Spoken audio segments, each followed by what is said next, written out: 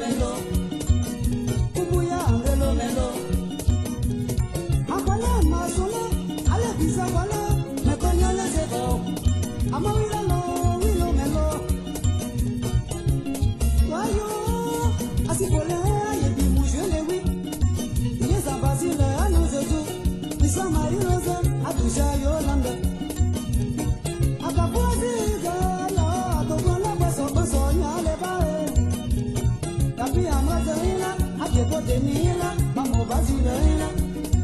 Kimo ariale ba yo yo yo, asialo be, kotija no bame. Dukami achuba bekania, dogu Federica, ipeme roje. Asoma te yale ba yo yo yo, yabo ya pida masa, como so pida bina.